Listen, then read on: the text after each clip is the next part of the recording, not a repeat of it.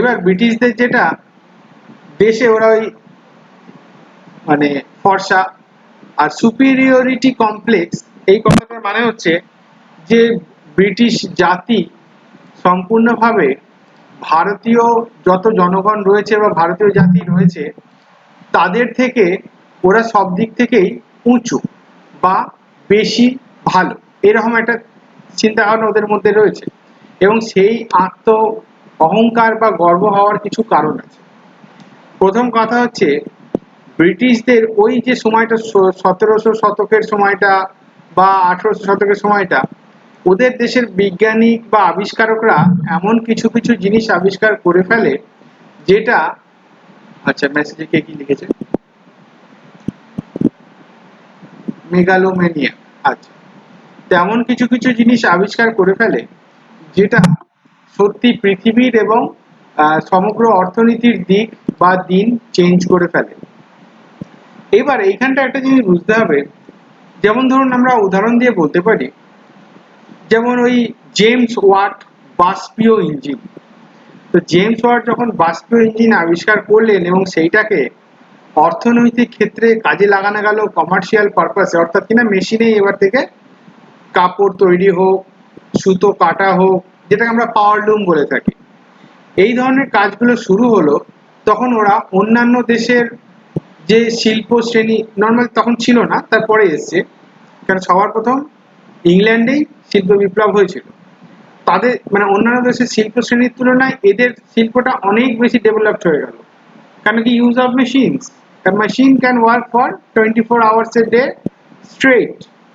আর আগেকার দিনে না ওদের রবিবার টবিবার অত হতো না, সপ্তাহে একদিন ছুটির কনসেপ্ট এসেছিল তো ওই 1917-তে, যেটা ওই মে দিবস বলশেভিক বিপ্লব, তারপর থেকে আসলে সপ্তাহে একদিন ছুটি হবে। এবার রবিবার কেন হলো সেটা আলাদা বিষয়, কারণ রবিবারটা খ্রিস্ট ধর্মে একটা পবিত্র দিবস, চার্চে যেতে হয় ওই জন্য রবিবার। ইসলাম ধর্মে পবিত্র দিবস শুক্রবার, তো আপনি দেখবেন মিডল ইস্ট বলতে আরব বা যা ওই ধরনের দেশ যেগুলো রয়েছে, ওই ধরনের দেশগুলোতে আবার শুক্রবারকে পবিত্র দিবস হিসেবে শুক্রবার ছুটি থাকে, বৃহস্পতিবার হাফ ডে, শুক্রবার ফুল ছুটি, শনি রোদ থেকে শুরু হয়ে গেল অফিস বা কাজ। তো যে দেশে যে, তো এইরকম ভাবে জিনিসগুলো তখন আসছে। এবার সুপিরিয়রিটি হওয়ার কারণ আছে, ওরা প্রথমে ওই অক্ষাংশ দ্রাঘিমা এই ধরনের জিনিসগুলোকে বুঝতে শুরু করে, যে এইভাবে সমুদ্রে যাওয়া যাবে, পৃথিবীর যে কোনো জায়গাকে একটা অক্ষাংশ আর দ্রাঘিমা দিয়ে ভাগ করা। এবং ওই যে দ্রাঘিমা রেখাটা লন্ডনের কাছাকাছি গ্রিনউইচ রয়্যাল অবজারভেটরির উপর দিয়ে গেছে। কেন রয়্যাল অবজারভেটরির উপর দিয়ে গেল?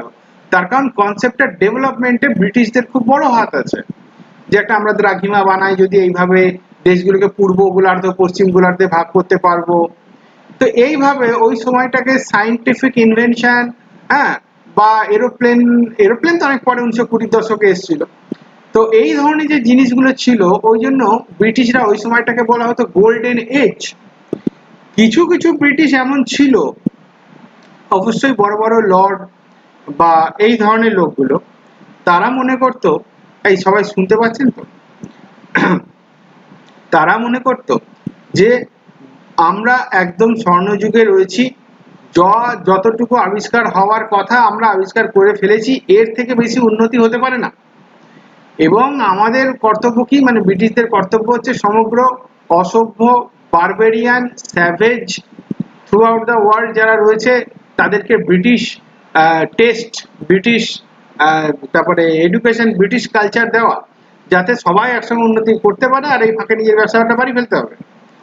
কেন কি দেখুন, ভারতবর্ষের মতন একটা এত বড় দেশ, হ্যান্ডফুল অফ, যখন আমরা আগের দিনই আলোচনা করছিলাম, মাত্র 10,000 মতন লোক আছে, মানে স্বাধীনতার সময় সাদা চামড়ার লোক বলতে মাত্র 10,000 ছিল ব্রিটিশ। বাকি 33 কোটি মানে 33 কোটি বলতে আরো বেশি, মানে তখন হয়তো 40 কোটি মতন ভারতের জনগণ ছিল, আর সেখানে ব্রিটিশরা ছিল 10,000, তারাই শাসন করতো 40 কোটি লোককে। তো তাহলে এবার প্রশ্ন আসতে পারে, স্যার 33 আর 40 কোটি কি করে বুঝলেন? ওই যে ক্ষুদিরামের সময় একটা গান বেরিয়েছিল, একবার বিদায় দে মা ঘুরে আসি, 16,30 কোটি আছে তোমার বেটা বেটি, অর্থাৎ কিনা ক্ষুদিরাম যখন ফাঁসি হয় 1908-এর ওই সময় 33 কোটি 16 লক্ষ ভারতের জনগণ, কেন গানের মধ্যেই বলে দিয়েছে।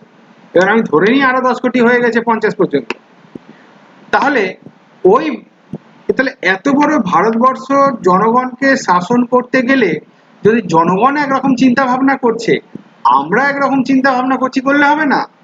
আমাকেও জনগণকে আমার চিন্তায় আনতে হবে। তার জন্য কি করতে হবে? আমার শিক্ষা, আমার নীতি, আমার টেস্ট, আমার টাচ, হ্যাঁ, আমার সবকিছু ব্রিটিশকে মানে জনগণকে দিতে হবে। এইবার আমাদের যে কংগ্রেসের আর্লিয়ার ফেজের লিডাররা ছিলেন, বা সেই সময় যেমন রবি ঠাকুরের পিতা বড় ভাই সত্যেন্দ্রনাথ ঠাকুর, যিনি প্রথম আইসিএস, ব্রিটিশদের লক্ষ্যই ছিল যে আমরা একটা এমন শ্রেণী তৈরি করব যে শ্রেণীটা বাইরে তো চামড়ার রং ব্রাউন হবে, ব্রাউন বলে, ওরা ব্ল্যাক বলে না, ব্রাউন হবে, কিন্তু টেস্ট, টাচ, এডুকেশন ফুল টু ব্রিটিশ হবে।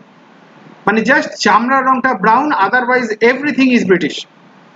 যদি এরকম লোক আমরা সমাজের যারা বড় বড় লোক আছে, বড় লোক, বড় ব্যবসাদার, সমাজের মাথা, তাদের আমরা এই জিনিসটা করতে পারি, তাহলে তারা তাদের থেকে যে নিচের লোকগুলো আছে, ছোট লোক আছে, তাদের মোটামুটি, ছোট লোক বলতে শিক্ষা দীক্ষার দিক থেকে, আমি ছোট লোক বলতে কাউকে খারাপ বলতে চাইছি না, হ্যাঁ, মানে মানে নিচু শ্রেণীর লোক বলতে পারেন, বা এইটা একটু খুব মানে বাজে কথা, ছোট লোকটা উচিত নয় আমার বলা, মানে যারা অতটা শিক্ষার আলো, জ্ঞানের আলো পায়নি, অশিক্ষিত বা কম শিক্ষিত, হ্যাঁ, অশিক্ষিত লোকজন। তো এই অশিক্ষিত লোকজনকে যদি আমরা এই জিনিসটা, মানে ওরা তখন কি করবে, অশিক্ষিত লোকজনকে এটা ছাড়িয়ে দেবে, এবং যখন ওরা মনে প্রাণে ব্রিটিশ হয়ে যাবে, তাহলে পুরো দেশে শাসন চালানো আমাদের পক্ষে আরো ইজি হবে। এই হচ্ছে মূল কনসেপ্ট। এই চক্করে কিন্তু ওরা মানে কি করলো, শিক্ষা দীক্ষার জন্য ওই যে রুডের ডেস্ক ব্যাচ, তারপরে কলকাতা বিশ্ববিদ্যালয়, বোম্বে বিশ্ববিদ্যালয়, বেনারস হিন্দু ইউনিভার্সিটি, তারপরে 35খানা হিন্দু বালিকা বিদ্যালয়, যেরকম বিদ্যাসাগর মহাশয় করেছিলেন। তো আমাদের দেশের লোকেরা দেখলো না, শিক্ষার তো দরকার আছে, আর ব্রিটিশরা নিশ্চয়ই আমাদের ফ্রেঞ্চ বা জার্মান তো শিক্ষা দেবে না, ব্রিটিশরা ব্রিটিশ শিক্ষাই দেবে। তাহলে আমাদের দেশের যারা প্রতিক্রিয়া ছিলেন, রাজা রামমোহন রায়, তারা জিনিসটা বুঝেননি তা না, তারা বুঝেছিলেন, কিন্তু সেই সময় আর কোনো বেটার অপরচুনিটি নেই। কেন কি সেই সময় আমাদের ভারতীয় রাজাদের হাতে শাসন নেই যে তারা একটা আইন, তারা রাজার আদেশে কিছু করবে। এমনকি যখন সতীদাহ প্রথার বিরুদ্ধে রাজা রামমোহন রায় খুব লড়াই করেছিলেন, আইদার সতীদাহ প্রথা হবে কিংবা ওই বিধবা বিবাহ, না না সতীদাহ প্রথাই হবে, তখন জমিদার বা রাজা রাধাকান্ত দেব, যার কলকাতায় এখনো বাড়ি আছে, ওই এলাকাটায় আমার জানা নেই, মানে ঠিক নাম মনে পড়ছে না, তিনি কিন্তু ভালো রকম বিরোধিতা করেছিলেন যেন সতীদাহ প্রথা কন্টিনিউ থাকে, অনেক চেষ্টা করেছিলেন। তার মানে কি, রাজরাজারা যা মাইন্ডসেট নিয়ে আছে, ব্রিটিশরা যদি চলে যায়, আমরা যে কুসংস্কার থেকে বেরোবো তার উপায়ও থাকবে না। তো সেই হিসাবে আমরাও খুব ভালোভাবে গ্রহণ করেছিলাম, মানে যারা বুঝেছিল, আর ব্রিটিশরা চেয়েছিল এইভাবে পুরো একদম মানে জেনারেশনকে জেনারেশন আমরা চেঞ্জ করে দেবো, যাতে আমাদের মাইন্ডসেট চলে। এবং আজও পশ্চিমী দুনিয়ার অ্যাটিটিউড, হ্যাঁ, যেমন ধরুন আমেরিকায় যেতে হবে, সন্ধ্যেবেলায় পার্টি করতে যেতে হবে, এই ধরনের যে জিনিসগুলো রয়েছে, এগুলো কিন্তু এখনো মাইন্ডসেটের মধ্যে চলছে। তাহলে ব্রিটিশরা ততদিনে সুপিরিয়রিটি ওভার রেশিয়াল ওভারটার্নস সুপিরিয়রিটি বোঝানো গেল জিনিসটা কি, কেন, তার কারণ হচ্ছে যাই কিছু তখন উন্নতি করা বা যা কিছু আছে সবকিছুই কারা করেছিল, ব্রিটিশরা করেছিল। এবার সেই হিসাবে অহংকার আছে। যেমন ধরুন আমি একটা আফ্রিকান কান্ট্রিতে গেলাম, আমার কি অহংকার আছে, আমাদের দেশে পড়াশোনা ভালো হয়, শিক্ষা দীক্ষার মহল আছে, আমাদের দেশে স্পেস প্রোগ্রাম আছে, আর আফ্রিকার দেশে কি আছে, গরিবি, ভুকমারি, খেতে পারছে না, হ্যাঁ, এই ধরনের জিনিস। আর একটা জিনিস বলে দিই, আফ্রিকায় খুব এখনো ওই উইচ ক্রাফট, মানে ওই ডাইনি বিদ্যা খুব চলে। কিছু কিছু মানুষ আছে দেখবেন আমাদের মধ্যেই, মানে ওগুলো ভারতীয় লোকই, কিন্তু চামড়াটা প্রচন্ড ফর্সা, চুলগুলো পুরো সাদা, মানে জিনের কিছু টেকনিক্যাল ডিফিকাল্টিস হয়ে গেছে। ওই লোকগুলোকে আফ্রিকায় উইচ ক্রাফটে খুব নেসেসারি বা এসেনশিয়াল বলে মানা হয়, এবং ওর জন্য ওই একটা লোককে যদি আপনি নিয়ে গিয়ে আফ্রিকায় চালান করতে পারেন, 1 লাখ থেকে $1.5 দিয়ে আফ্রিকান লোকেরা আপনি থেকে কিনে নেবে। এবার তারপর ওরা ওটাকে পিস পিস করে কাউকে চোখ, কাউকে মাথা, কাউকে চুল, কাউকে হাড্ডি, এসব সাপ্লাই করে। তো যাই হোক, তো সুতরাং ওখানে উইচ ক্রাফট চলে। তো ওইরকম ভাবে ব্রিটিশরা দেখলো আমাদের দেশে এখানে কি চলছে, আমাদের দেশে বউকে পড়ানো চলছে, বা ওই এসে অনেক হাজার ঝামেলা, তো ওরা ওই জন্য সুপিরিয়রিটি কমপ্লেক্সটা ওদের খুব বেশি। ক্যারেক্টারাইজ, এই যে characterise the British administrative attitude. এবার ব্রিটিশরা শাসন করতে আসলো, তারা প্রথমেই এই চিন্তাটা আসলো, আমরা হচ্ছি দেবতুল্য শাসন ব্যবস্থা তোমাদের দিচ্ছি, তোমরা এইসব যোগ্য না, শিখিয়ে পড়িয়ে একটা লেভেলে আনছি, তোমরা তো এখনো নিজেদের মা বউদের পড়াও। এই যে অ্যাটিটিউডটা ছিল, মানে যেটাকে বলে যে সেকেন্ড ক্লাস সিটিজেন, গ্রামে গ্রামে এখনো মেয়েদের যে অ্যাটিটিউডটা ফেস করতে হয় বিয়ের পর, যা পুরুষরা যা বলবে তাই, তো ওই সেম জিনিস ছিল। The activities of Christian missionaries who followed British flag in India were looked upon with a suspicion by Indians. এবার জিনিসটা আমি বলি, এবার খ্রিস্টান মিশনারি, খ্রিস্টান আর যতটা আমার জানা আছে, দেখুন আমি তো ধর্ম বিশেষজ্ঞ নই আর এটা ক্লাসও নয়, তো যতটা আমার জানা আছে, আমাদের যেহেতু এখানে অনেক মুসলিম স্টুডেন্টস রয়েছেন, আমি যদি কোনো রকম ভুল বলি তারা অবশ্যই আমাকে কারেকশন করে দেবে। খ্রিস্টান আর ইসলাম ধর্মের ব্যাপার হচ্ছে যে প্রচার করো যথাসম্ভব। তুমি যদি আরো দুটো মানুষকে খ্রিস্টানের ধর্মের আন্ডারে বা ইসলামের অনুশাসনের আন্ডারে, অনুশাসন বলতে ধর্মের এই সমস্ত যেগুলো আছে তার আন্ডারে আনতে পারো, সেটা অ্যাকসেপ্টেবল। এবং এই চক্করে অনেক মুসলিম শাসক আছেন, আমি আকবরের কথা নাম নেব না, অনেক মুসলিম শাসক আছেন যারা মানে যুদ্ধের পর ধর্মান্তরিত করেছিলেন, এসব ইতিহাসে অনেক গল্প আছে। তার কারণ হচ্ছে যে মূল ব্যাপারই তাই। তবে খ্রিস্ট ধর্মের যারা ছিল তারা কিন্তু খ্রিস্ট ধর্ম প্রচার করবার জন্য ভারতে আসলো। এবার 1813, ভালো করে মনে রাখুন, যেহেতু এম লক্ষ্মীকান্তের পলিটির চ্যাপ্টার 1টা আমরা টাইপিং করে বাংলায় আমাদের ম্যাগাজিনে দেওয়া আছে, ওই জন্য ওইটার থেকে বারবার রেফারেন্স আনতে হচ্ছে, যারা পড়েছেন তারা বুঝতে পারবেন। এবার খ্রিস্টান মিশনারিরা 1813 চার্টার্ড অ্যাক্ট অনুসারে, রেগুলেটিং অ্যাক্ট অনুসারে ওরা পেলো, কি বলে, অনুমতি পেলো যে ভারতে খ্রিস্ট ধর্ম প্রচার করা হবে। এবার যখন খ্রিস্ট ধর্ম প্রচার করতে আসলো, তার নিয়ম হচ্ছে আমি যখন কোনো কিছুকে বিক্রি করব তখন সেই জিনিসটা ভালো আর সেই রকম আরেকটা জিনিস যদি থাকে সেটা খারাপ, এটা আমাকে বলতেই হবে, নাহলে হবে না। ঠিক সেরকম ভাবে ওরা তখন বাঙালি বা হিন্দু ধর্ম বা সনাতন ধর্মকে, হ্যাঁ, খুব গালিগালাজ করতে শুরু করলো, খুব সমালোচনা করতে শুরু করলো। প্রায় মোটামুটি ওরা বোধহয় 200 না 500 লোককে করতে পেরেছিল, মানে সিপাহী বিদ্রোহ হওয়া পর্যন্ত 1813 সাল থেকে আইদার 200 কি 600 এরকম হবে, এক্সাক্ট নাম্বারটা মনে নেই, পরীক্ষাও আসবেও না, ধর্মান্তরিত করতে সক্ষম হয়। তারপর ধরুন ওই সাঁওতাল এলাকার জায়গায় সেখানে গিয়েও খ্রিস্ট ধর্ম প্রচার শুরু করে। একটা আফ্রিকান চাষি বলেছিল, তার কথাটা খুব ফেসবুকে হইচই হয়েছিল, যে আমরা চাষ করছিলাম তখন খ্রিস্ট ধর্ম প্রচারকরা আসলেন, তাদের হাতে বাইবেল ছিল, তারা বললেন যে তোমরা চোখ বন্ধ করে ঈশ্বরকে ভরসা করো, সম্পূর্ণরূপে কি বলে ঈশ্বরের উপরে সন্দেহ করো না, চোখ বন্ধ করে ভরসা করো। এবার যখন আমরা চোখ বন্ধ করে ভরসা করলাম, তারপর চোখ খুলে দেখছি যে বাইবেল আমাদের হাতে আর আমাদের জমিগুলো ওই খ্রিস্টান মিশনারিজদের হাতে। বোঝা গেল তো, যে যেরকম পেরেছে, কেউ ধর্মকে সামনে রেখেছে, কেউ মানে শাসনকে সামনে রেখেছে, যে যেরকম ভাবে পেরেছে লুটে নিয়েছে। আচ্ছা, যাই হোক, তো হু ফলোড ব্রিটিশ ফ্ল্যাগ, মানে ব্রিটিশদের অনুমোদিত করেছে। ইন্ডিয়া ওয়ার লুকড আপন উইথ সাসপিশন, সন্দেহ তো করবে যে তারা আমাদের ধর্ম ভ্রষ্ট করছে, আমাদের ওই, এবার আমাদের ধর্মে প্রচুর সনাতন ধর্মের কুসংস্কারের ভর্তি হয়ে আছে। যেমন ধরুন আপনি বলতে পারেন ওই শুধুমাত্র যে সতীদাহ প্রথা বা এটা তাই নয়, হ্যাঁ, সমুদ্রে যাত্রা নিষেধ, কন্যা সন্তান হলে জলে গিয়ে ডুবিয়ে মেরে ফেলো, এই যে ব্যাপারগুলো আছে যেটাকে বলে কন্যা সন্তান গঙ্গাসাগরে দান। The attempts at socio-religious reforms, এই যে socio-religious reform বলতে ওই যে সতীদাহ প্রথা, তারপরে বিধবা বিবাহ, তারপরে খ্রিস্টান ধর্ম ভালো, হিন্দু ধর্ম ভালো না, এই যেমন অ্যাবলিশন অফ সতী মানে কি, বর্জন, অ্যাবলিশন কথাটা মানে বর্জন।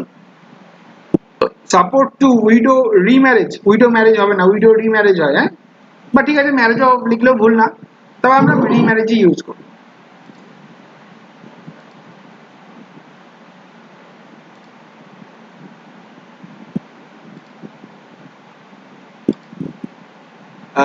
দেখতে পাচ্ছেন আশা করি, আমরা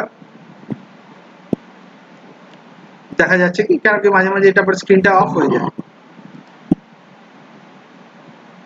আচ্ছা, সবাই নিজের মাইকটাকে বন্ধ করে দেবেন, নাহলে ইকো হবে, সবার শুনতে অসুবিধা হবে। আচ্ছা, হ্যাঁ, হচ্ছে। তো এইবার এই যে দেখুন, sati, support of widow marriage and women's education, হ্যাঁ, were seen by large section of population as interference in the social and religious domains of Indian society by outsiders. মানে বাইরের লোক কেন নাক গলাবে, আমরা ভেতরের লোককেই নাক গলাতে দেবো না। These fears were compounded by government's decision to tax mosque and temple lands and making laws such as Religious Disabilities Act 1856. আচ্ছা, মানে যে এই মসজিদ বা মন্দিরের যে জমি জমা সম্পত্তি তার উপরে ট্যাক্স দিতে হবে, কেন কি একটা মন্দিরের আন্ডারে রাজারা প্রচুর জমি জমা গ্রাম দিয়ে রাখতেন, সেখান থেকে ভালো অ্যামাউন্টের টাকা হতো। মসজিদের কথা বলতে পারবো না। তো এবার এবার সেই যে টাকাটা আসতো সেটা তো মন্দির কর্তৃপক্ষ বলতে ওই পুরোহিত আর তার বংশধর বছরের পর বছর ACS উইদাউট ট্যাক্স, তো তার উপর ট্যাক্স বসিয়ে দিল। আচ্ছা, এই যে রিলিজিয়াস ডিসেবিলিটিস অ্যাক্ট 1856 আছে, এইটা না আমার জানা নেই, এইটা আমি পরের দিন দেখে বলবো বা নিজেরা ইন্টারনেটে দেখে নিতে পারি জিনিসটা কি। which modified Hindu customs, for instance declaring that a change of religion did not debar a son from inheriting property of his heartened father. আচ্ছা, বুঝতে পেরেছি। রিলিজিয়াস ডিসেবিলিটিস অ্যাক্ট মানে হচ্ছে যেমন কেউ যদি ধর্ম অন্তরিত হয়, মানে হিন্দু থেকে খ্রিস্টান, যেহেতু কলকাতার বাবুদের বড় বড় লোকেদের যে ছেলেমেয়েরা ছিল তারা তো ওই সেই ব্রাহ্ম সমাজ যে চক্করে পড়ে হিন্দু থেকে ব্রাহ্ম হয়ে গেল, কেউ খ্রিস্ট ধর্ম গ্রহণ করে নিল, মাইকেল মধুসূদন দত্ত এর একটা বড় উদাহরণ। আর যদি আমরা ওই দত্তা বলে উপন্যাসটা পড়ি শরৎচন্দ্রের, সেখানেও খুব বড়ভাবে ব্রাহ্মদের কথা উল্লেখ আছে, এমনকি গৃহদাহতেও আছে। তো এই যে যখন জিনিসগুলো চলছিল তখন বাপেরা হার্ট এন্ড ফাদার মানে কি ব্যথা প্রাপ্ত বাবা, সে তখন বলে সম্পত্তি থেকে আমি বেদখল করে দেবো। এবার বা ছেলে যদি ভাবে যে সম্পত্তি বেদখল হয়ে যাবে, সেই ভয়ে যদি না যায়, তো নিয়ম আনলো যে ধর্মান্তরিত হলে একটা পুত্র কিন্তু নিশ্চিতভাবেই বাবার সম্পত্তিতে অধিকারী হবে, তার সম্পত্তি যাবে না। এর ফলে কি হবে, ছেলেমেয়েরা তাড়াতাড়ি আরো বেশি ধর্মান্তরণ হতে থাকবে। তো এই সমস্ত চক্করে জনগণ খার খেয়ে গেল। ইনফ্লুয়েন্স অফ আউটসাইড ইভেন্টস, এবার ভারতবর্ষে যা চলছিল, এক তো হচ্ছে সিপাহীরা অখুশি, পলিটিক্যাল রিজনস, ইকোনমিক রিজনস আমরা আগের দিন ঝেড়ে ঝেড়ে আলোচনা করেছি, ব্রিটিশ সাম্রাজ্যের আমরা খাটিয়া খাড়ি করে দিয়েছি আগের দিন। তো তারপরে ইনফ্লুয়েন্স অফ আউটসাইড ইভেন্টস, এবার বাইরেও কি কি ঘটনা চলছিল ভারতের বাইরে। Revolt of 1857 coincided with certain outside events in which British suffered serious losses. মানে ব্রিটিশরাও, মানে একটা সময় কি ছিল, ব্রিটিশ সাম্রাজ্যের সূর্য অস্ত যায় না। এইবার আমাকে বলুন ব্রিটিশ সাম্রাজ্যের সূর্য অস্ত যায় না মানেটা কি, কেউ কিছু বলুন। বলছিলাম স্যার, মানে ব্রিটিশরা কখনো পরাস্ত হতে পারবে না, ব্রিটিশরা মানে মানে ইনভিনসিবল আর কি, ওদের কখনো পরাস্ত হওয়া সম্ভব না। দে আর দ্য বেস্ট। পৃথিবীর দুই গোলার্ধ মানে পশ্চিম পূর্ব গোলার্ধ, দুটো গোলার্ধেই ওদের সাম্রাজ্য ছিল, যেখানে কোনো হ্যাঁ স্যার ঠিকই বলেছে। ঠিক কে বলেছে, সৌভিক বলেছে কি বিতান বলেছে? পরে যেটা যে বলেছে সাম্রাজ্য অনেক বড় ছিল, সাম্রাজ্য অনেক বড় ছিল, ওটাই হচ্ছে ব্যাপার। যার জন্য এদিকে সূর্যাস্ত গেলে ওদিকে উঠে যেত, এত বড় সাম্রাজ্য। এক্স্যাক্টলি, সূর্য সারা পৃথিবীতেই কোনো না কোনো সময় মানে কিরণ দেয়।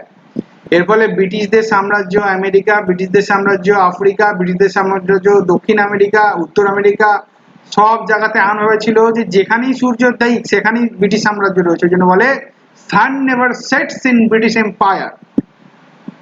এইরকম বড় একটা ক্ষমতা ছিল। সুতরাং ব্রিটিশরা কোনোদিন কারোর কাছে হারতে পারে এ জিনিস মানুষের চিন্তার বাইরে ছিল।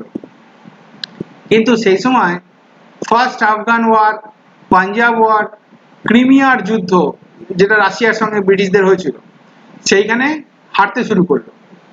These obvious psychological repercussions these had, psychological মানে কি, মনে মনে মানুষের জোর এসে গেল।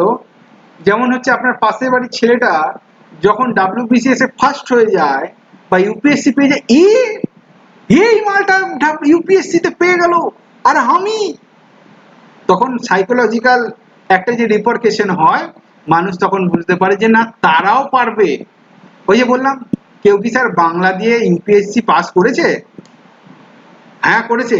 কে করেছে স্যার? ওই যে ওই লোকটা। ও হ্যাঁ, তাহলে আমিও পারবো। কিন্তু যতক্ষণ না কেউ দেখাচ্ছে ততক্ষণ কেউ পারছে না। তো these had obvious psychological repercussions. British were seen to be not so strong and it was felt that they could be defeated.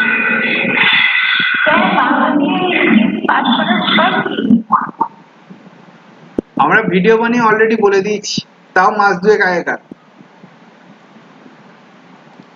এবার ব্রিটিশরা বোঝা গেল ব্রিটিশরা এত শক্তিশালী এবং পৌঁছা হওয়া নয়, তাদেরও হারানো যেতে পারে। এবার আমরা পড়বো যে discontent among sepoys. The conditions of service in company's army and cantonments increasingly came into conflict with the religious beliefs and prejudices of sepoy. বোঝাই যাচ্ছে যে সার্ভিস কন্ডিশন বলতে কোম্পানির সেনাবাহিনীতে আর ক্যান্টনমেন্টে কাজ করতে গেলে অনেক কিছু নিয়ম নীতি আছে এবং সেইগুলো ক্রমাগত সৈন্যদের ধর্মীয় বিশ্বাস বা তাদের যে রীতিনীতি কাস্টম তার সঙ্গে বিরোধিতা। যেমন ধরুন, মানে আমি যতটা আমার বন্ধুদের থেকে শুনেছি যে ইসলামে দু ধরনের ব্যাপার আছে। এক হচ্ছে কিছু আছে ম্যান্ডেটরি করতেই হবে, কিছু আছে অপশনাল। তার মধ্যে একটা হচ্ছে দাড়ি রাখা, মানে দাড়ি রাখতেও পারে নাও রাখতে পারে, ইটস এ অপশনাল ম্যাটার। সেরকম ভাবে হিন্দু ধর্মেও কিছু কিছু জিনিস আছে। তো এবার যখন আর্মিতে ভর্তি হলেন একজন মুসলিম, তাকে বলা হলো যে দাড়ি আপনাকে কেটে ফেলতে হবে। সে হয়তো ছোটবেলা থেকে সুন্দর করে নিজের ধর্ম মেনটেন করে মোচটা না রেখে দাঁড়িটা রেখে সুন্দর করে ব্যাপারটা রেখেছে, তার ধর্মীয় বিশ্বাসে আঘাত লাগছে। তার বাকি আপনারা জানেনই, ওই যে গরু আর শুকরের কি বলে ওই যে টোটা চর্বি, এই গল্পটা তার বলছি না। এইগুলো তাদের সেন্টিমেন্টে আঘাত করতে শুরু করে। এবং আর্মিতে এখনো ভারতবর্ষের মিলিটারিতে দেখবেন একমাত্র পাঞ্জাবি লোকেরা ছাড়া, যেটা ওদের ধর্মে একদম ম্যান্ডেটারি, যে পাঁচজন এই পাঞ্চ কারা, তার মধ্যে কেশ, তারপরে কৃপান, মাথায় কি বলে ওটাকে ওই যে টারবান, এগুলো রাখতে হবে, এটা নিয়ম। তো ওই জন্য পাঞ্জাবিদের এই জিনিসে ছাড় দেওয়া হচ্ছে। তার মধ্যে আবার সবাই সর্দার না, আর যে সমস্ত পাঞ্জাবিরা ওই মাথায় পাগড়ি পরেন এবং ওরকম দাঁড়িয়ে রাখেন তাদের বলা হয় সর্দারজি, আর যারা ওইটা করে না তাদের সর্দার বলা হয় না, তারা নর্মাল পাঞ্জাবি। তো এবারে সর্দারজি যারা রয়েছেন তাদের ওটা অ্যালাউ করা হয়, কিন্তু বাকি যতজন রয়েছে সবাইকে বলাই আছে মিলিটারিতে তারা গোঁফ রাখতে পারে, দাড়ি রাখতে পারে না। A soldier should always B a smart. তো স্মার্ট হওয়ার জন্য দাড়ি কেটে, আর আমাদের দেখবেন জনগণ এক মুখ দাঁড়িয়ে নিয়েছে, এবং পুলিশেও দেখবেন যত অফিসার হোক বা কনস্টেবল হোক সেও দাড়ি কাটে, মোচ রাখতে পারে, কেউ মোচ রাখে না, দ্যাটস এ ডিফারেন্ট ইস্যু। কিন্তু সোলজারকে সবসময় স্মার্ট থাকতেই হবে। আচ্ছা, তো তারপরে হচ্ছে beliefs and prejudices of sepoy. Restrictions on wearing caste and sectarian marks and secret rumors of proselytizing activities of the chaplains often maintained on the company's expenses which went at Indian expense. তার মানে ধরুন ওই যে ধর্মান্তরিত করবার যে চক্রান্ত চলছে, মানে যদি কেউ একবার গরু বা শুকরের চর্বি মুখে নিয়ে নেয় তাহলে তার ধর্মভ্রষ্ট হবেই।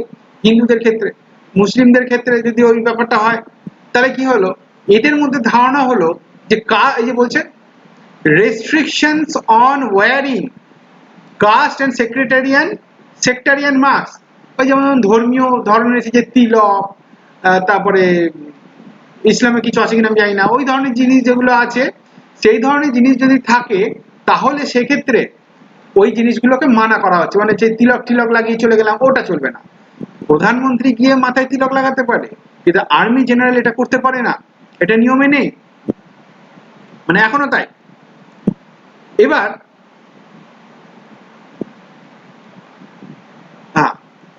এবার কোম্পানি তো নিজের খরচে এগুলো করছে, আসলে কোম্পানি সেটা কার খরচে করছে, ভারতীয় খরচেই করছে আর কি, এই হচ্ছে বাংলা কথা। ওয়ার ইন্টারপ্রিটেড বাই ইন্ডিয়ান সেপয়েস, মানে এই জিনিসটা ওরা ভারতীয় সেপাইরা এইভাবে মনে করছে যে আমাদের ধর্মান্তরিত করার চক্রান্ত চলছে। Who are generally conservative by nature, conservative মানে আপনি জানেনই লিবারালের উল্টো, হ্যাঁ গোড়া।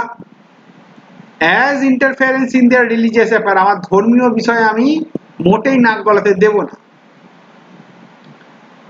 The religious Hindu of the time crossing the seas meant loss of caste, একটু আগেই বলছিলাম সমুদ্র যাত্রা করলো মানেই হচ্ছে তার ধর্ম চলে গেল। In 1856 Lord Canning's government passed the General Service Enlistment Act, which decreed that all future recruits to the Bengal Army would have to give an undertaking to serve anywhere their services might be required by the government. This caused resentment. তো যাই হোক 1856 সালে Lord Canning মানে Lord Canning তো বড় Lord ছিলেন তখন, মানে তখন গভর্নর জেনারেল, ভাইসরয় তারপরে হয়েছেন।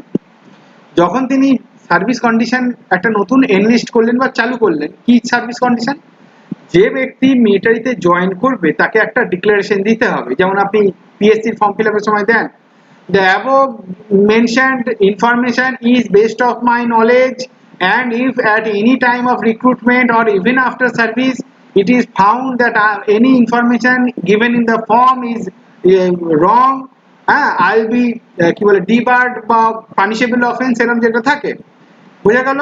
ঠিক মিলিটারিতে আজও করা হয় যে সরকার আপনাকে যেখানে পাঠাবে আপনি ওখানেই যাবেন, না বলতে পারবেন না, এবং আপনার প্রাণের ঝুঁকি থাকছে এবং আপনি মারাও যেতে পারেন, তাতেও আপনি সরকারের কাছে কোনো কিছু দাবি করতে পারবেন না।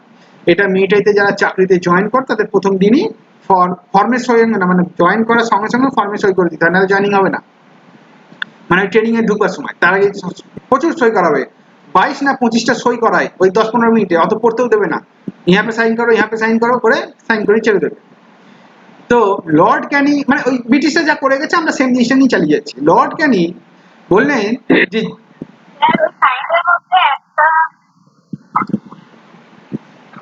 হ্যাঁ কি একটা কি একটা যদি 24 ঘন্টায় কাজ করতে হয় তাহলে 24 ঘন্টায় মানে গত 3-4 দিনও যদি যেতে হয় তো যেতে হবে, না করতে পারবে। সবই থাকে ওর মধ্যে, যা আছে কিচ্ছু করতে দেবে না, কিন্তু থাকবে অনেক কিছু। তো ওই জন্য the general service enlistment act which ডিক্রিড that all future recruits, মানে এরপর থেকে যারা ভবিষ্যতে মিলিটারিতে জয়েন করবে সরকার যেখানে ওদের যেতে বলবে সেখানেই যেতে হবে। এর আগে এই নিয়মটা ছিল না, তো অন্য সেনারা বলতে পারতো যে না আমরা যাবো না, আমাদের তো এই নিয়ম নেই, কিন্তু এবার তো নিয়ম মধ্যে এনে দিলাম। ব্রিটিশরা কোনোদিন মানে কিছু চাপাবে না যতক্ষণ না আইন করে পাস করবে। আমরাও দেখবেন কিছুও করতে হলে সবার আগে আমরা আইন পাস করি পার্লামেন্টে, তারপর সেটাকে নিয়ে মার্কেটে নিয়ে আসা হয়। এবার তোমার লোকজন চিল্লামিল্লি করছে করুক, তারপর আমরা দেখে নিচ্ছি, দরকার হলে তখন সরকার চাপে পড়ে আইনটাকে বদল করতে পারে, কিন্তু প্রথমে আগে আইন পাস হবে, তারপর জনগণের সামনে আসবে। এবার কখনো কখনো কি হয়, কিছু আইন পাস করার আগে জনগণের মতামত নেওয়া হয়, সেটা আলাদা জিনিস, কিন্তু মূলত কাজ করবার আগে আইন পাস করতে হবে। এবং আমাদের ফান্ডামেন্টাল রাইটসেও বলা আছে, সব কি বলে গ্রেপ্তারের বিরুদ্ধে অধিকারে, যে প্রচলিত আইন অনুসারে গ্রেপ্তার করা যাবে। যে আইন প্রচলিত নেই, যেমন ধরুন অনলাইনে পড়ানো আইনত দণ্ডনীয় অপরাধ, এটা কিন্তু নয়। আমি পড়াচ্ছি, আমাকে কেউ বলতে পারবেন না কিছু। এবার আমাকে কেউ যদি ধরে দিয়ে বলে যে আপনি অনলাইনে পড়ছিলেন সেই জন্য ধরেছে, আমি বলবো এরকম তো কোনো আইনই নেই, সুতরাং ধরা যাবে না। কিন্তু হ্যাঁ, আইনটা আজকে পাস হলো, কালকে আমি গিয়ে পড়াতে শুরু করলাম, তখন আমাকে আইন অনুযায়ী আটকানো যেতে পারে, এই হচ্ছে কনসেপ্ট। কিন্তু এর উপরেও একটা যেটাকে বলা হচ্ছে ফাঁক আছে, বলবে দেশের স্বার্থে এবং সুরক্ষায় আপনাকে প্রিভেন্টিভ ডিটেনশন করা হচ্ছে, আপনাকে আটকানো হচ্ছে, আপনি অনলাইনে পড়াতে গিয়ে এমন ভড়কাও ভাষণ দেবেন যে জনগণ খাড় খেয়ে যাবে, ওই জন্য যাতে না দিতে পারেন আগে আটকে দেবেন। মানে আইনও আছে, আইনের ফাঁকও আছে, সব সুবিধা করা আছে। যারা মোটামুটি শিক্ষিত লোক তারা আইনটাকে ডানে বাঁয়ে করে নিজের কাজ বার করেই নেবে, ওই জন্য সরকারের সঙ্গে পঙ্গা নিতে নেই। Act which decreed that all future recruits to the Bengal Army would have to give an undertaking to serve anywhere their services might be required, মানে যে কোনো জায়গাতে তাদের সার্ভিস করতে হতে পারে, ভারতের বাইরে যেখানে সরকারের দরকার পড়বে। রিসেন্টমেন্ট মানে কি, অস্থিরতা, দুঃখ বা মনোক্ষুণ্ণতা, এসব দেখা। The Indian sepoy was equally unhappy with their emoluments. কে বলুন। স্যার একটা প্রশ্ন আছে, হ্যাঁ। স্যার প্রিভেন্টিভ ডিটেনশন যেটা আগে ছিল, এই জিনিসটা কি আমাদের দেশে আজও চালু আছে, এটা বন্ধ হয়ে গেছে নাকি? না না না না, প্রিভেন্টিভ ডিটেনশন খুব ভালোভাবে পরিমাণে আছে। আমরা যখন পলিটির ওই চ্যাপ্টারটা পড়বো তখন আমরা ডিটেলসে আলোচনা করব। প্রিভেন্টিভ এটা তো ইনফ্যাক্ট কি, এটা কি কোনো অফেন্স? এটা কি কোনো অফেন্স না তো? হ্যাঁ অফেন্স না, কিন্তু অফেন্সটা আপনি করবেন সেই জন্য ধরে 3 মাস ধরে রাখা যাবে। তারপর কমিটি আছে, তারা কমিটি বসবে, কমিটি বসে যদি মনে করে না আরো 6 মাস রাখতে পারি, আরো 6 মাস রেখে দেবে, আপনি কিচ্ছু করতে পারবেন না, সব আইনেই মেনশন করা আছে। আপনার উকিল গিয়ে বলতে পারে কোর্টে দুটো কথা, এই ওই তাই, সেটা আলাদা জিনিস, কিন্তু আইনে আছে, আইনের কথা বলছি। আসলে আমাদের ইতিহাস ক্লাস মানে এটা শুধু ইতিহাস ক্লাস না, এর সঙ্গে ইতিহাস, ভূগোল, ইকোনমি, পলিটিক্স সব একবারে ঢুকিয়ে দেবো, মার্জ হয়ে যাবে জিনিসগুলো, এখানে কোনোটাই কোনোটার থেকে আলাদা নয়। The Indian sepai was equally unhappy with his emoluments, মানে কি তার টাকা পয়সা যেটা ও পাচ্ছে, compared to his British counterpart, মানে একটা ভারতীয় সৈনিক আর একটা সাদা চামড়ার সৈনিক, দুজনের মধ্যে পার্থক্য কি? ইনকামের পার্থক্য, তাদের যে খাবার দেওয়া হয় তার পার্থক্য, রেসপেক্টের পার্থক্য, ইজ্জতের পার্থক্য, এই সমস্ত কিছু। মানে ওদের একটা ব্রিটিশ সেপাইয়ের যা রেসপেক্ট, আমাদের হয়তো 100টা দেশীয় সেপাইয়ের অত রেসপেক্ট নেই, মিলিয়ে আর কি 100 জন। A more immediate cause of sepoys' dissatisfaction was the order that they would not be given the foreign service allowance, মানে ভাতা যেটাকে বলে বাট্টা, when serving in Sindh or Punjab, মানে পাঞ্জাব বা সিন্ধু প্রদেশে যদি তাদের সার্ভ করতে হয় তাহলে তাদের এক্সট্রা বা বিদেশে সার্ভিস করলে যে ভাতা পাওয়া যায়, যেমন একটা বলি, যে সমস্ত মানে বীর জওয়ানরা কাশ্মীর বা উত্তর পূর্ব ভারতের পাহাড়ি এলাকায় কাজ করেন, পাহাড়ি এলাকার কষ্টটা গ্রাউন্ড লেভেল থেকে বেশি, তো সেই জন্য ওখানে ওনাদের উৎসাহে বাড়ানোর জন্য একটু এক্সট্রা ভাতা দেওয়া হয়। যারা ধরুন রাষ্ট্রীয় রাইফেলস এর মধ্যে পোস্টেড আছে, রাষ্ট্রীয় রাইফেলস একটা ইউনিট যেখানে সারা বছরই ধরুন মানে জীবনে প্রত্যেকটা আর্মিকে রাষ্ট্রীয় রাইফেলসে 1 বছর 2 বছর মানে 2 বছর মিনিমাম খাটতেই হবে, সেই আর্মি হোক, অফিসার হোক, সেপাই হোক, যেই হোক, তখন তাদের একটু এক্সট্রা ভাতা দেওয়া হয় উৎসাহ হিসাবে। কারণ রাষ্ট্রীয় রাইফেলস কি করে, তারা সারা দিন ওই বর্ডারে পাহাড়ে ঘুরতে থাকে, এবার কোনো একটা ফাঁক ফোকরে হয়তো পাহাড়ের গলির মধ্যে একটা সন্ত্রাসবাদী বসে আছে, সে যখন দেখছে সেনা আসছে ধর করে গুলি মেরে দিল, সুতরাং কিছু করার নেই, তো ওই রাষ্ট্রীয় রাইফেলস বা ওই পাহাড়ের উঁচু এলাকাতে একটু এক্সট্রা ভাতা দেওয়া হয়। তেমনি আগে পাঞ্জাব আর সিন্ধু প্রদেশে যখন কোম্পানি সেনার লোকেরা কাজ করতো এক্সট্রা ভাতা দেওয়া হতো, তো তখন বলা হলো না পাঞ্জাব আর সিন্ধু প্রদেশে কাজ করলে ওটাকে ভারতের বাইরে বলে ধরা হবে না, কারণ কি ভারতের তখন ব্রিটিশ সরকার বুঝতে পেরেছে ভারতকে আমাকে রক্ষা করতে হবে, ভারত হচ্ছে আমার সব থেকে বড় বাজার, মানে Jewel in the crown, Jewel মানে হচ্ছে সেই যেমন ধরুন একটা বড় হিরে আর মাথার মুকুটে একটা বড় হিরে যেরকম হয়, ভারত হচ্ছে ব্রিটিশ সাম্রাজ্যের জুয়েল ইন দ্য ক্রাউন। তার মানে ভারতকে রক্ষা করবার জন্য ওরা দুটো বাফার স্টেট তৈরি করলো। বাফার মানে কি, আমরা বারবার বলেছি ট্রেনে বাফার থাকে, ট্রেনের সামনে দুখানা সেরকম হাতের মতন বেরিয়ে থাকে, যদি অ্যাক্সিডেন্ট হয় বা কিছু হয় আগে ওইটাতে লাগবে তারপর ট্রেনের অরিজিনাল বডিতে যাবে, ওটাকে বলে বাফার। তো বাফার স্টেট মানে হচ্ছে ওরা ব্রিটিশ সরকার কি করলো, একটা তৈরি করলো হচ্ছে আফগানিস্তান, আর একটা বাফার স্টেট তৈরি করলো কাকে, আর একটা বাফার স্টেট তৈরি করলো হচ্ছে মায়ানমার, বা তখন বার্মা বলা হতো। মানে কি, যদি স্থলভাগ দিয়ে ভারতকে আক্রমণ করে নেপোলিয়ান বা জার্মানরা, তাহলে প্রথমে আফগানিস্তান হয়ে আসতে হবে, আমরা ওইখানেই আটকে দেবো। তারপরে যদি এই দিক থেকে আক্রমণ করে জাপান বা এরা, তাহলে আমরা ওই মায়ানমারে আটকে দেবো, ভারতে যেন প্রবেশ না করতে পারে কেউ। আর যদি জলভাগ দিয়ে আসে, সেই সময় ব্রিটিশরা জলভাগে সব থেকে বড় শক্তি, এমনকি অবশ্য জার্মানির আমরা রোমেলের কথা পরে আলোচনা করব, সেও এক রোমাঞ্চক ব্যাপার। আর পৃথিবীতে যে কটা খুব বড় সেনাপতি মানে ইতিহাসে যাদের নাম অমর হয়ে গেছে তাদের মধ্যে রোমেল একজন, তা আমরা সেসব সেনাপতি জার্মানির হিটলারের সেনাপতি সব আলোচনা করবো, জায়গা আছে।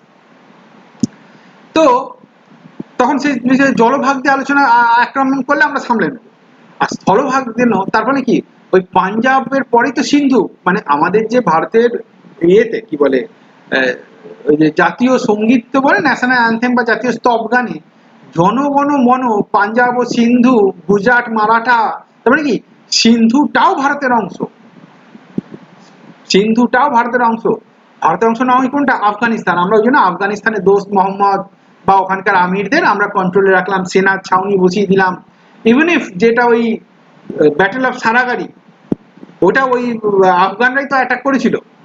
তো যাই হোক ডিটেলস আরো যা ওখানে আছে আছে, যেটাতে ওই কে যেন ছিল আমাদের হিরো অক্ষয় কুমার। তো যাক গিয়ে তো সেই হচ্ছে ব্যাপার।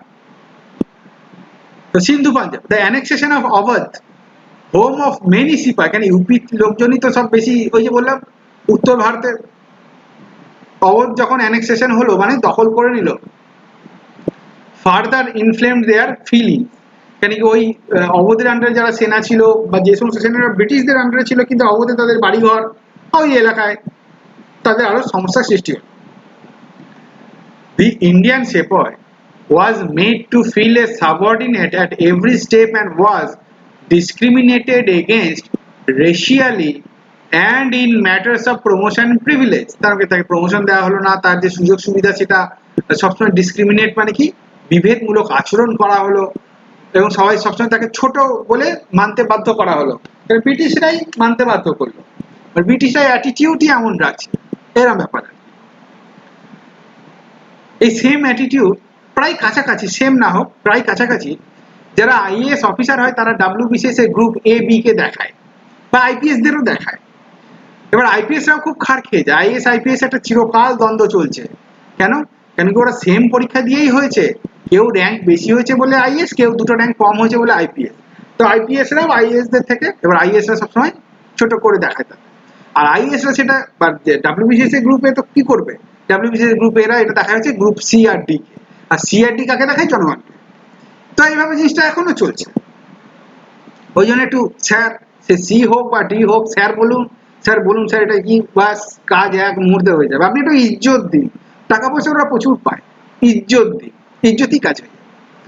আচ্ছা, the discontent of সেপয় was not limited two military matters, মানে সেনাদের যে মনক্ষুণ্ণতা শুধুমাত্র যে মিলিটারি ব্যাপারগুলোতে মানে খাদ্য ভাতা মাইনে ছিল তা না, ইট রিফ্লেক্টেড দ্য জেনারেল ডিসএনচ্যান্টমেন্ট। প্রথম কথা হচ্ছে এনচ্যান্টমেন্ট মানে কি, কেউ বলতে পারে এনচ্যান্টমেন্ট মানে কি, বা এনচ্যান্ট মানেটা কি?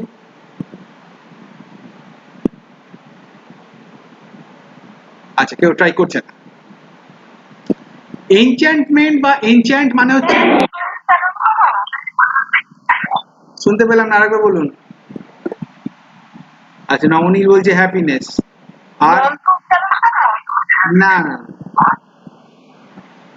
মন্ত্র উচ্চারণ না, এখানে ওইটা হবে না। এনচ্যান্ট মানেও তাই, কিন্তু এখানে সেটা হবে না। এনচ্যান্ট ডিলাইট মানে খুশি, না না থাক। এনচ্যান্টমেন্ট মানে হচ্ছে ম্যাজিক। আপনি হ্যারি পটারের ফিল্মটা যদি দেখে থাকেন তো সেখানে একটা এনচ্যান্টেড কার, সেই গাড়িটা উড়তে পারে, গাড়ি স্টার্ট করে নিয়ে চালিয়ে দিলে গাড়ি উড়ে চলে যায়, তো ওটাকে বলা হয় এনচ্যান্টেড কার। তো এবার এনচ্যান্ট মানে হচ্ছে ম্যাজিক্যাল। তাহলে ব্রিটিশরা যে একটা ম্যাজিক্যাল শাসন ব্যবস্থা, সবকিছু একবারেই ঠিক হয়ে যাবে, এই যে অ্যাটিটিউডটা সবাইকে মার্কেটিং এর মাধ্যমে বুঝিয়ে দিয়েছিল। যেমন সিরাজদৌল্লার কাছে বা সিরাজদৌল্লার আমলে ভালো সময় ছিল না, কিন্তু কলকাতায় যখন ব্রিটিশরা নগরী তৈরি করলো সেখানে সম্পর্কে কি ছড়ালো, যে কলকাতায় রুল অফ ল রয়েছে, মানে আইনের শাসন চলে, কেউ বেআইনি কাজ করবে না, আপনার সম্পত্তি এবং প্রাণের রক্ষা হবে, কেউ ধুমধাম করে আপনাকে মেরে ফেলবে না। তো কলকাতার বড় বড় সব কোটিপতি বাংলার তখনকার যারা ছিল তারা কোথায় গিয়ে ভিড় করলো, কলকাতায় ভিড় করলো। তো একটা এনচ্যান্টমেন্ট বলে এটাকে, এটা হচ্ছে একটা ভালো মার্কেটিং স্ট্র্যাটেজি। যেমন ধরুন মানে যেমন কিছু কিছু ব্র্যান্ড আছে, অ্যাপেলের ফোন খুব ভালো, হ্যাঁ, তাই বলে কি অ্যাপেলের ফোন কোনদিন খারাপ হয় না, গরম হয় না তা নয়, হয়, কিন্তু অন্যদের তুলনায় ভালো। তো ব্রিটিশদের শাসনটাও অন্যান্যদের তুলনায় ভালো, এই হচ্ছে কনসেপ্ট। তো এইটা তাদের মধ্যে, জনগণের মধ্যে ছিল না, না ব্রিটিশদের সঙ্গে যদি আমরা কাজ করি, ব্রিটিশদের সঙ্গে সেপাই করি তাহলে ভালো থাকবে। তাহলে যখন এই জিনিসগুলো আস্তে আস্তে ব্রিটিশদের অরিজিনাল জিনিসগুলো বেরোতে শুরু করলো, ডিসএনচ্যান্টমেন্ট মানে কি, যে তার ওই ম্যাজিক, ব্রিটিশ শাসনের প্রতি বিশ্বাস, ভালোবাসা সব মানুষের মধ্যে থেকে চলে যেতে শুরু করলো। এই যে ইট রিফ্লেক্টেড, যারা স্ক্রিন দেখতে পাচ্ছেন, general disenchantment with the opposition to British rule, মানে ব্রিটিশ রুলের বিরোধী তারা হতে শুরু করলো। প্রথমে তো ভেবেছিল ব্রিটিশ মানে হচ্ছে A1 ঝাগাস, পরে দেখা গেল যে মোটেই তা না। দ্য সেপয়, এই লাইনটা পড়ছি আমি, হ্যাঁ মার্ক করে দিচ্ছি যাতে আপনাদের দেখতে সুবিধা। The sepoy in fact was a peasant in uniform. সেপাই কারা, যারা আগে জমিতে চাষ করতো তারা এখন জমি জমার চাষকর্ম ছেড়ে দিয়েছে আর মিলিটারিতে জয়েন করেছে। দ্য পিজেন্ট ইন ইউনিফর্ম মানে একটা চাষি ইউনিফর্ম পরে দাঁড়িয়ে আছে। whose consciousness was not divorced from the rural population, যে আত্মিকভাবে এখনো গ্রামের জনগণের সঙ্গেই যুক্ত হয়ে আছে। মানে আমি চাষি, সে আমি যেখানেই যাই আমি চাষি, মানে আমি যে পড়াই, আমি যেখানেই যাই আমি কখনোই ভুলি না যে আমি একজন টিচার। ইচ্ছা তো অনেক কিছুই করে করতে, কিন্তু কিছু করতে পারি না, কারণ না টিচার লোকজন জানলে কি বলবে। ঠিক এই ব্যাপারটা, চাষি যদিও সে না, তার কাছে বন্দুক আছে, সে গুলি চালাতে পারে, কিন্তু সে তো পুরোপুরি মন মানসিকভাবে বিচ্ছিন্ন হয়নি। The army voiced grievances other than its own and movement spread beyond the army. তার মানে কি, এবার সেনা যখন নিজের গ্রিভেন্স মানে নিজের মানে দুঃখ, দুঃখ ঠিক বলবো না, নিজের যে কি বলে মনের মধ্যে যে চিন্তা ভাবনাগুলো এসছে, বিপরীত চিন্তা ভাবনাগুলো এসছে, সেগুলো যে শুধু আর্মি সম্পর্কিত আছে তা না, অন্যান্য কিছুও রয়েছে যেটা আর্মিতে ছড়িয়ে যাচ্ছে। এটা কিন্তু খুব ক্ষতিকর। যদি আর্মি বিদ্রোহ করে দেশ রক্ষা করা যাবে না। Observes S Gopal, S Gopal এই জিনিস ব্যাপারটাকে দেখেছেন বা অবজার্ভ মানে তিনি লিখেছেন নিজের বইতে। Finally there had been a long history of revolts in the British Indian Army. Bangla 1764, Vellore mutiny 1806, Barrackpore 1825 and during Afghan wars 1838 থেকে 1842 to mention just a few। মানে এরকম প্রচুর বিদ্রোহ আগেও হয়েছে সিপাহী বিদ্রোহের আগে। Beginning and spread of the revolt, the spark, আমরা যেরকম আগের দিন 14ই জুলাই বাস্তিল দুর্গ দিবস আলোচনা করছিলাম, তাই আমাদের ম্যাগাজিনটা এখনো কে কে পড়েনি তাদের মুন্ডু নেওয়া হবে। তো দ্য স্পার্ক, কি কারণে বিদ্রোহটা শুরু হলো? বিদ্রোহ তো রেডি হয়ে গিয়ে সব বারুদে পরিণত হয়েছিল, কিন্তু একটা তো ঘটনা আছে যেটার ফলে ফ্রেঞ্চ রেভলিউশন শুরু হয়েছিল, সেটা হচ্ছে বাস্তিল দুর্গ। যে রুটি খাওয়ার পয়সা নেই তাহলে কেক খাও, এই ব্যাপারটা। এখানে কি কেক, এখানে কোথায় কেক বলা হয়েছে? The reports about mixing of বোন ডাস্ট ইন আটা, মানে ওই যে হাড়ের গুঁড়ো মিশিয়ে দেওয়া হয়। এবং যারা মানে খুব মহান নিজেদের মনে করেন তাদের আমি বলি, মানে আমরা স্টুডেন্টদের বলছি না, মানে অনেকে আছেন যে আমি হিন্দু, আমি এই ওই তাই, ভালো করে জেনে রাখুন অন্ধ্রপ্রদেশে যে বড় বড় মাছগুলো কলকাতার বাজারে আসে সেইগুলোকে না গরুর হাড়ের গুঁড়ো, গরুর মাংস, এই সমস্ত জিনিস খাওয়ানো হয়। আর সেই জিনিসগুলো খেয়ে মাছগুলো এরকম বড় সড়ো হয়, সেই মাছ খেয়ে এরা হিন্দুত্ব রক্ষা করে। যাকে বাদ, the reports about mixing of বোন ডাস্ট ইন আটা মানে ফ্লাওয়ার্সে, আচ্ছা, and the introduction of the Enfield rifle enhanced the sepoys, মানে ওই কি বলে আটার মধ্যে সব হাড়ের গুঁড়ো মেশানো হচ্ছে, এনফিল্ড রাইফেল, তারপরে সিপাহীদের growing disaffection with the government. আমরা জানি ঘটনাটা, বেশি আর সময় নষ্ট করছি না। The greased wrapping paper of the cartridge of the new rifle had to be bitten off before loading, and greased was reportedly made of beef and pig fat। Beef মানে গরুর মাংস, আর পিগ মানে আপনি বুঝতেই পারছেন। যদি ওটাকে পিগ ফ্যাট বলে না, ওটাকে বলে হচ্ছে কি যেন নামটা খেয়াল নেই। তো যাই হোক, গ্রিসড অফ মানে সেটাকে তৈলাক্ত করা হচ্ছে, ফ্যাট বা চর্বি দিয়ে, মানে দাঁত দিয়ে কাটা। এবার আপনি খান বা না খান, দাঁতে লাগানো মানেই ওই জিনিসটা আপনার পেটে গেল, যেটা ধর্মীয়ভাবে নিষিদ্ধ। The cow was sacred to the Hindus while the pig was taboo for Muslims, নিষিদ্ধ আর কি।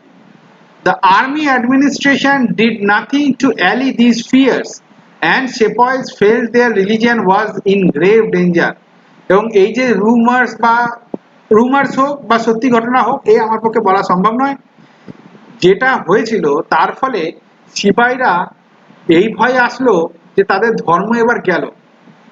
কিন্তু আর্মিও কিছু করলো না, আর্মি প্রশাসনও এই ব্যাপারটাকে না না ঠিক আছে চল আমি বলছি তো গ্যারান্টি দিচ্ছি তোর ভয়ের কিছু নেই, এইসব কিছু করলো না।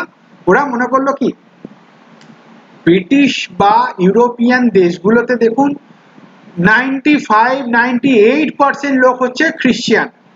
এবার তাদের মধ্যে প্রোটেস্ট্যান্ট আর ক্যাথলিক দু রকম আছে, কিন্তু খ্রিস্টান। তো সুতরাং ওদের কিন্তু এক সূত্রে গাঁথাটা খুব বেশি কষ্টকর নয়। আমাদের এখানে হিন্দুর অনেক রকম ধর্ম আছে, মুসলিমদেরও মধ্যে অনেক রকম সেই দেওবন্দ বা এই ধরনের যে ভাগগুলো আছে, অনেক রকম ভাগ আছে। এবং সেই জিনিসগুলোকে নিয়ে বিবিধতার মধ্যে সব জাতির কথা শুনে সবার মতন চলতে গেলে অনেক সমস্যা আছে, এবং যেটা আমরা ফেস করছি।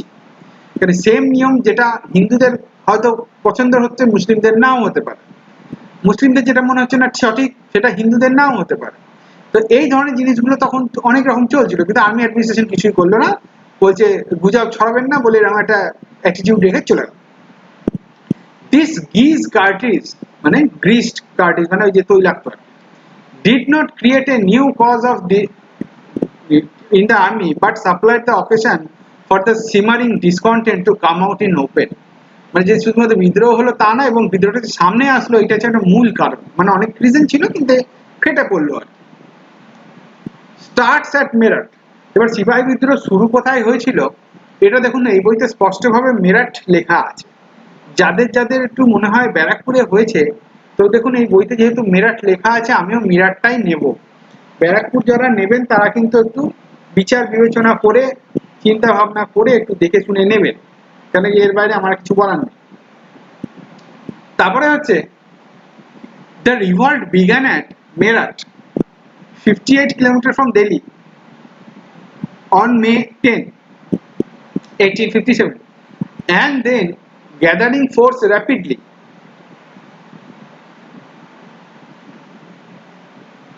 কিন্তু স্যার জীবন মুখোপাধ্যায়ের বইতে তো সেই আছে, ব্যারাকপুরে আছে। এটাই তো বড় কন্ট্রোভার্সি, কেন কি জীবন মুখোপাধ্যায় অনেক বড় ঐতিহাসিক, তার কথা বা তার থেকে আমি বেশি জানি এটা আমি বলতে পারি না, আবার এটাও আমি বলতে পারি না। দাদা আমি একটা কথা বলতে চাই। নিশ্চয়। বলছে যে এইবার যে বিসিএস এর কোশ্চেনটা দিয়েছিল, এই কোশ্চেনটাই তারা হয়েছিল, তাতে কিন্তু আমাদের পিএসসি কিন্তু কোশ্চেন আনসারে কিন্তু ব্যারাকপুরে দিয়েছিল। ব্যারাকপুরে দিয়েছিল, আর পরে ওটা চেঞ্জ করেনি তো? না ওটা চেঞ্জ করেনি, পরে ওটা রিভিউ দেয় ওরা। আচ্ছা, তাহলে আমরা ব্যারাকপুরই নেবো, কারণ পিএসসি যা নিয়েছে আমরা তো তার বাইরে নিতে পারি না। আমি কিন্তু আপনার কথা ওই করে মেরঠই করেছিলাম, কিন্তু আপনি আগেও বলেছিলেন এটা মেরঠই হবে। আচ্ছা, ওরা পিএসসি কিন্তু ব্যারাকপুরই দিয়েছে। হ্যাঁ, তো পিএসসি যদি ব্যারাকপুর নিয়ে নেয় তাহলে তো আমাদেরও তাই নিতে হবে, কিন্তু দেখুন। হ্যাঁ বলুন স্যার আরেকটা যে স্যার আগের দিন যে স্যার ভেলোর মিউজিকের কথা হচ্ছিল না, হ্যাঁ স্যার ভেলোর মিউজিকের কথা হচ্ছিল, স্যার ভেলোর মিউজিকটা কোথাও নেই, এই ব্যারাকপুর আর মিরাটের মধ্যেই কনফিউশন। ভেলোর মিউজিক শুধু একটা জিনিসের জন্য স্যার, মানে আমি যেটুকু জানি ফেমাস মানে আছে, সেটাতে হচ্ছে এটার যে লিডার ছিল সে স্যার ফতে হায়দার, যে স্যার টিপু সুলতানের ছেলে, যে ওদের লিডার ছিল ভেলোর মিউজিক। শুনুন, আমরা 1857 বিদ্রোহের ব্যাপারটা আলোচনা করছি, আর আপনি ভেলোর মিউটিনি যেটা বলছেন সেটা অনেক আগেকার। ওই সিপাহী বিদ্রোহ আর এই সিপাহী বিদ্রোহ দুটো এক নয়, দুটোর পার্সপেক্টিভ আলাদা, দুটো জায়গা আলাদা, সবকিছু। আমরা যদি ওভারঅল দেখি যে সিপাহীটা কি ব্রিটিশ সাম্রাজ্যে আগে বিদ্রোহ করেছে, তাহলে তার উত্তর হচ্ছে বাংলায় যেরকম হয়েছিল। এই যেমন এখানটা দেখুন, আগের দিনের ভেলোর মিউজিকের রেসপেক্টে বলছি, এটা তো আলাদা, এটা আলাদা, এটা ব্যারাকপুরের মধ্যে confusion.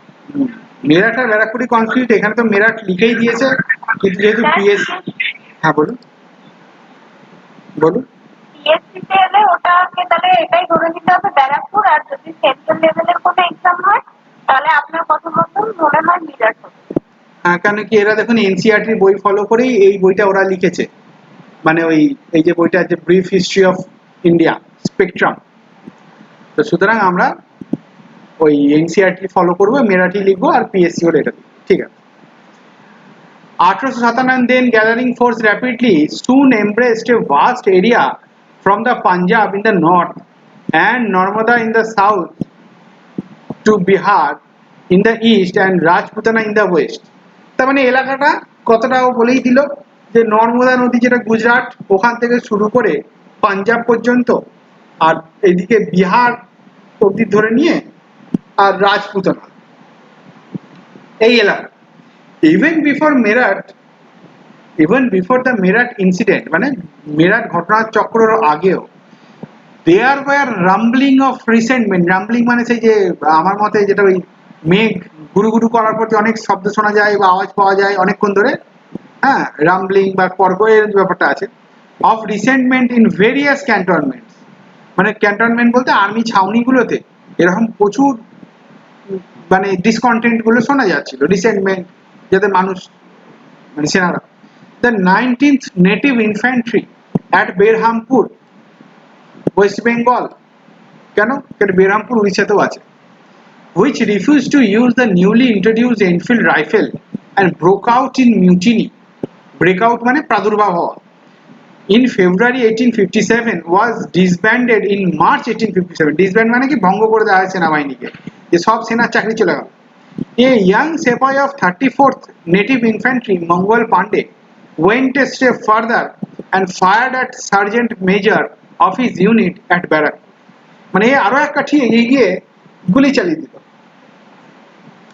He was overpowered and executed on April 8, while his regiment was disbanded in May. The 7th Awadh Regiment, which defied its officers on May 3, met with a similar fate. মানে ওই এক্সিকিউটিভ মানে ফাঁসি দিয়ে দেওয়া হলো, এই যে ব্যাপারটা। এবং যে সমস্ত সেনাবাহিনী, যে সমস্ত ইউনিট বা রেজিমেন্টরা তাদের সাপোর্ট করেছিল, হয় তাদের ডিসব্যান্ড মানে ভঙ্গ করে দেওয়া, সবার চাকরি একসঙ্গে চলে গেল, আর যা যা আছে সব এরকম। And then came the explosion at Meerut.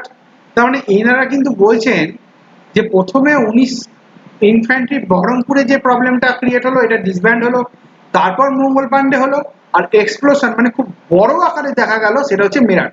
মানে এও কিন্তু সেফ গেমই খেলে চলে গেছে, মোটেই কিন্তু মেরাটের উপরে দেয়নি। And then came the explosion at Meerut, বোঝা গেল সব সেফ গেম খেলছে।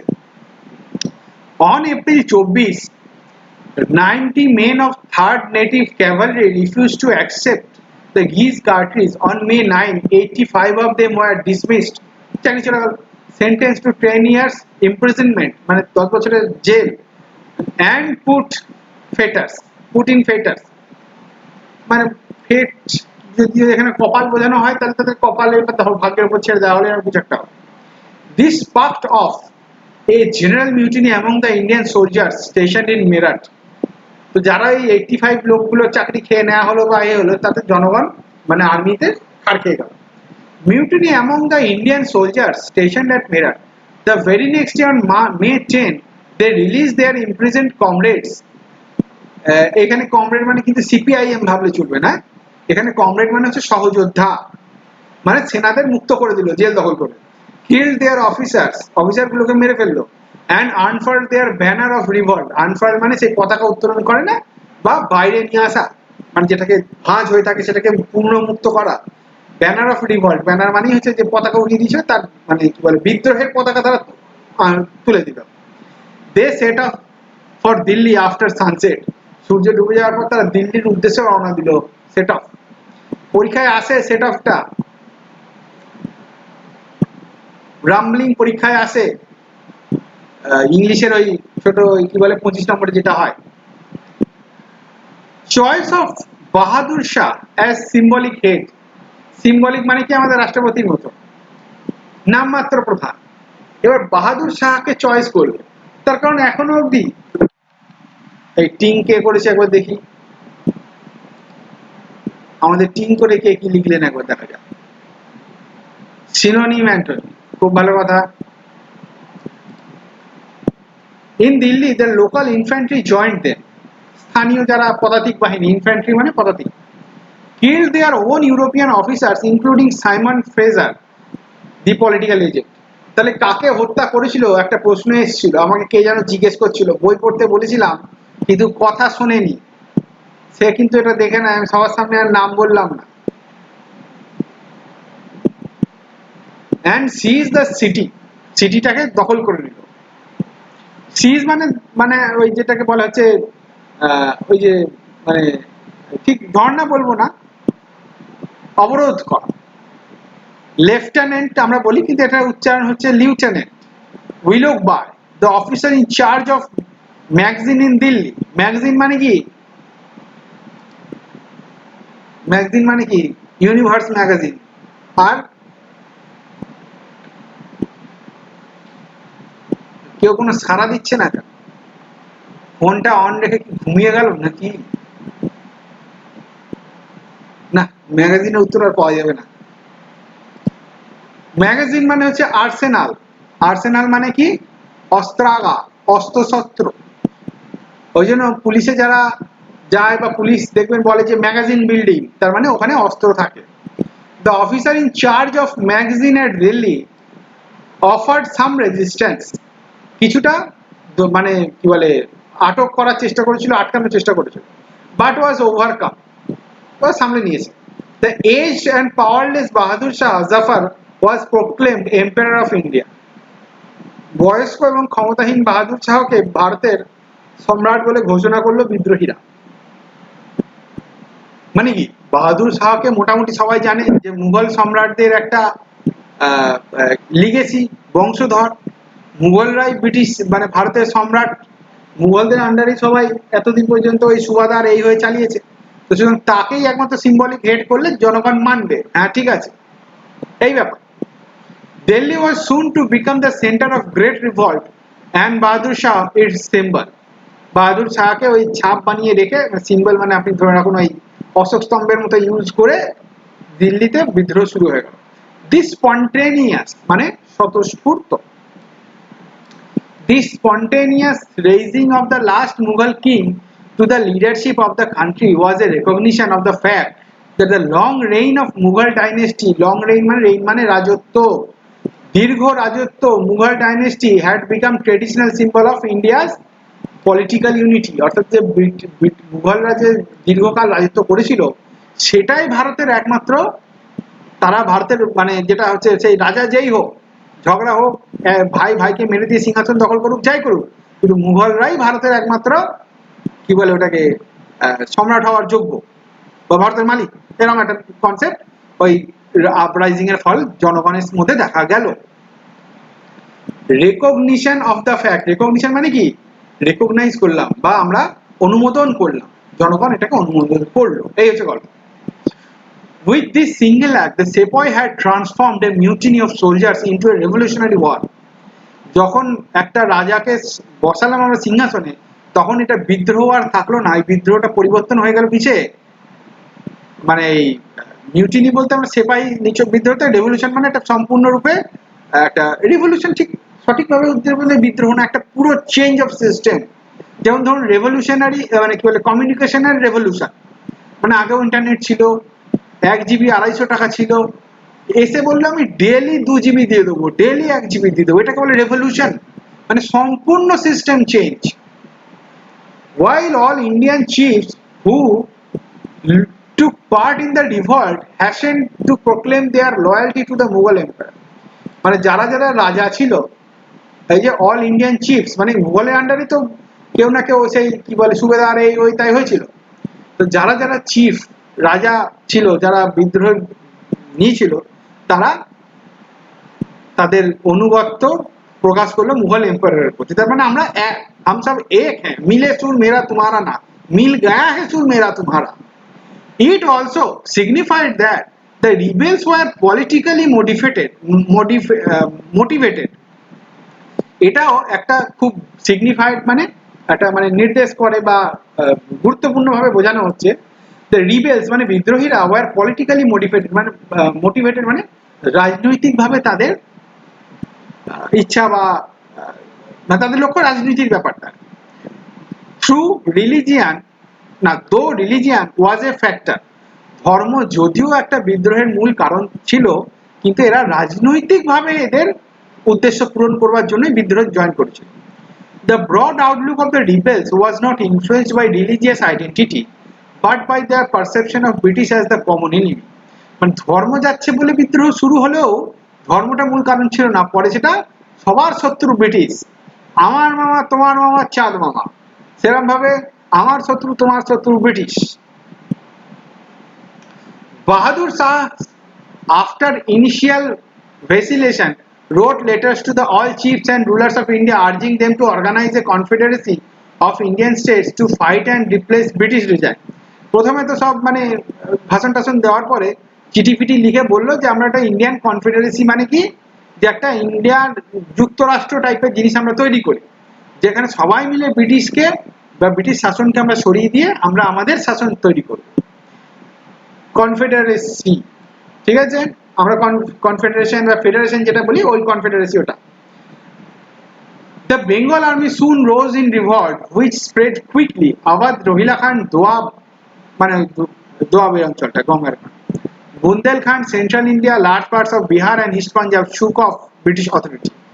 মানে মধ্য ভারত, বিহারের বৃহৎ অংশ, পূর্ব পাঞ্জাব ব্রিটিশ সাম্রাজ্যের ভিত্তিকে নড়িয়ে দিল। শুক অফ ব্রিটিশ অথরিটি মানে ব্রিটিশ সাম্রাজ্যের ভিত্তিপ্রস্তর নড়িয়ে দিল। Burn to the ground, burn the building to the ground, আগের দিন বলছি। তো ঠিক আছে, আমরা এখন 5 মিনিট বিরতি নেবো, তারপরে আবার পলিটি ক্লাস শুরু করবো। আজকে এই অবধি থাকলো, কারোর কিছু প্রশ্ন থাকলে আমাকে জিজ্ঞাসা করতে পারেন, দেখি কার কি প্রশ্ন আছে।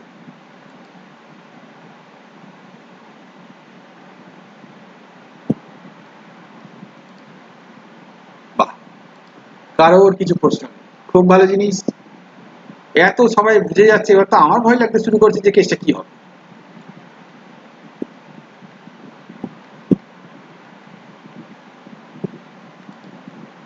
আমরা তাহলে 5-6 মিনিট পরে এসে আবার